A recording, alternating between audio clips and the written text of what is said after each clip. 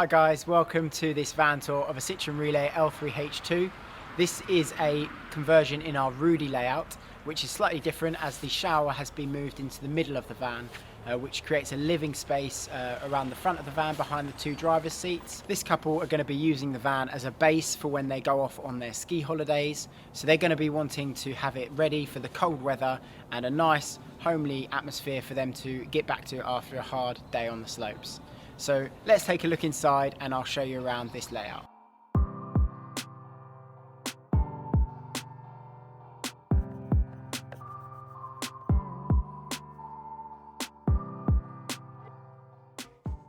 So looking at the sliding door, you can see they've got a kitchen unit overhanging with their sink and their tap on the first unit.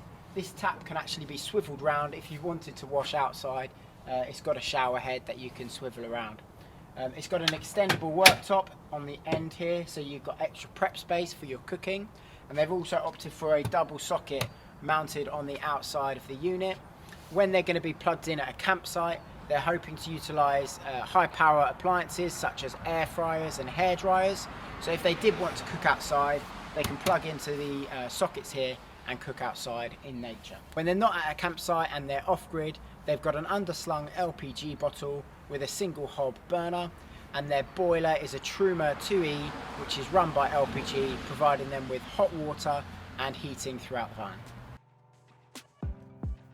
This layout utilises the space behind the cab as the main seating area. The two single seats up front both swivel round like this, and the driver's seat and the box seat opposite is where the customer will be dining. This table here is on a removable marine style leg, so it's really versatile and provides that flexibility that we find really popular within our conversions. The box seat itself also features the boiler stored underneath, and if you lift the lid up, there is access to a bit of a storage shelf. To extend the footrest of the box seat, the table is removed and you can slide out this extension piece and add this cushion, which you can see here.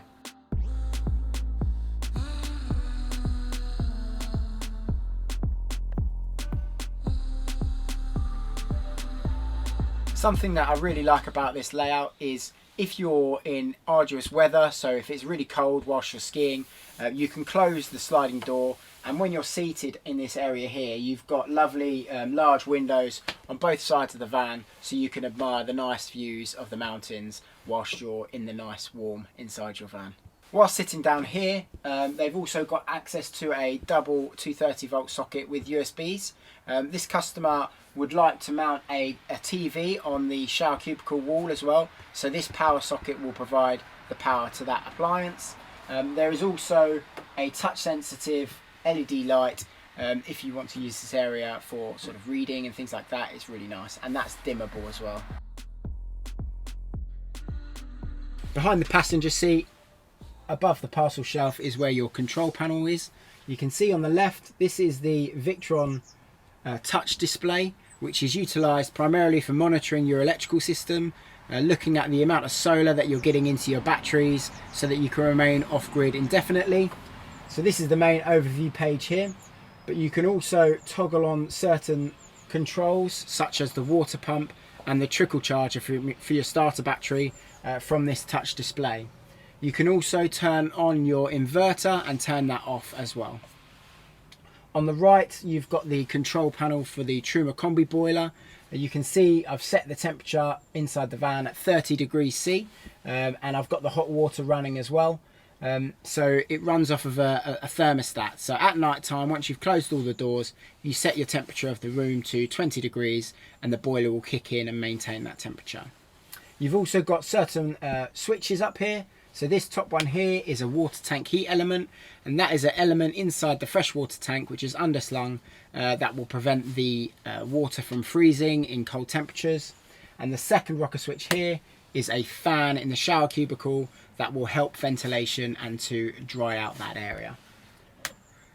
On the side of the control panel, you've got another switch, which is the LPG solenoid switch, and this open and closes the gas bottle, which is underneath your van, so you haven't got to worry about getting underneath the van and turning off the bottle by hand, which is really useful. You can see behind me, this white cylinder here is a Rudi internal temperature sensor. It operates off of Bluetooth, and there's also one underneath the van outside, and what you can do is view the temperatures of the environment. So you can see on the display screen here, the inside temperature currently shows 4 degrees Celsius and the outside temperature shows 0 degrees Celsius. So it's really useful for looking at what the temperatures are.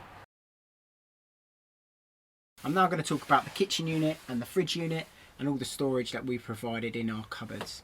So the kitchen unit has a undermounted sink here, which has a worktop insert, so you can do your prep work on the worktop, and then you've got a nice deep sink for you to obviously wash up your bits and pieces. The tap is on an extendable hose, so you can get into those hard to reach areas, and it's got 2 settings, a solid stream or a shower head stream, which is really useful. The cooking facility is a single hob burner which runs off LPG. It's really simple to use, takes up a little bit of space, and yeah, is a nice feature as well.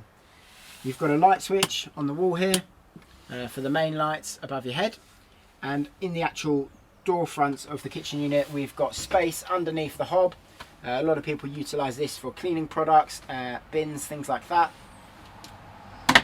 And then we've got some large pots and pans drawers, which are really nice size, and they run off of a Blum drawer runner, which is a nice soft close as well. Really like these doors as they're a lovely finish and they're dovetailed joints as well.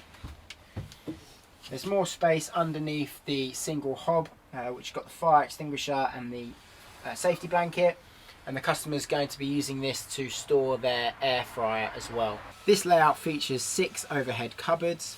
You can see this one here has a lovely walnut shelf on the end for you to store things on. They're all open with a gas strut, so you don't have to manually hold them open, and there's a lovely space inside for you to, in this area, store your kitchenware and crockery. They've got a lovely curved back on them and walnut finishes as well. This fridge unit here runs floor to ceiling. We've got a 50-litre compressor fridge which has got plenty of space inside. There's a small freezer compartment at the top as well for your ice or ice creams. But that's a really efficient fridge that runs off of the electric only.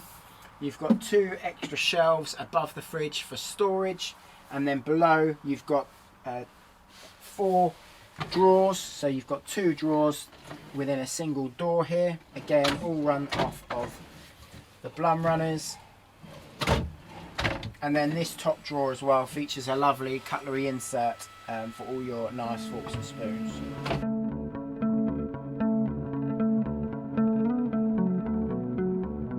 The shower cubicle sits behind this tambour door. You can see we've got a lovely dark marble effect on the walls of this shower cubicle, and these are Duma panels. We really like them as a product in our van conversions. In our shower cubicle we also have a custom made stainless steel shower tray, so it's really durable, it's not going to crack, split or leak throughout its lifespan. And there's also other features in here, such as a mirror at head height, the extractor fan which I've mentioned, and the toilet is a Thetford porta potty chemical toilet.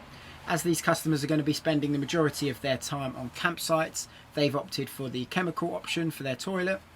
There's a domestic mixer shower in black which looks lovely, and these 2 extendable hanging solutions can be used to hang wet clothes and dry them out, as there's this heat vent in the corner down here. As you can see, there's plenty of space inside, so you can actually shower with the toilet in here. There's plenty of space, so yeah, see you later. So this little step down here is so that you can access into your bed. It also features a removable lid so you can look at the storage inside. It's pretty well hidden, so you can use it as a bit of secret storage. The bed is a standard double mattress. It's 20 centimeters thick, 1 meter 90 long and 1 meter 35 wide. At the foot of the bed we've got 3 overhead cupboards for storing clothes, And above the bed we've got a max air fan which provides permanent ventilation to the living space. It's a really nice fan because it can blow air into and out of the van. And also at the head of the bed we've got 2 reading lights that are dimmable with USBs in the base, and at the front side we have this bedside shelf so you can keep your phone next to your bed when you're sleeping. In the garage is the power hub for this conversion. On the near side you can see the electrical unit here, and this is what really drives all of the electrics and the charging to enable you to be off-grid.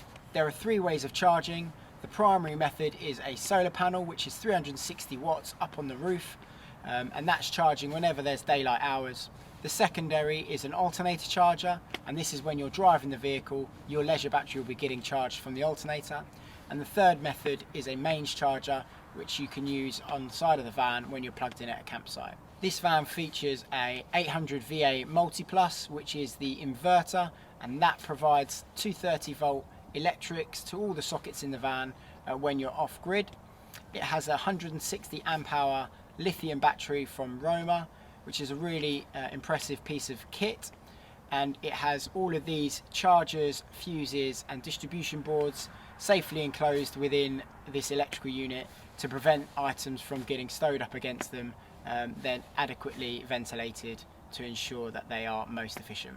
Looking at the rest of the garage space, you can see as we've removed the fridge unit, we've got a nice big open area in the centre for you to store luggage, but on the back wall we've got these brackets for this customer specifically who wanted to be able to store their skis and ski boots, and they run along the back wall and tuck in behind the electrical unit. On the near side you can see this wheel arch box here. This features some sockets along the back. If you wish to charge anything in the garage such as e-bikes, you can plug them in the garage and they'll be charged whilst off grid.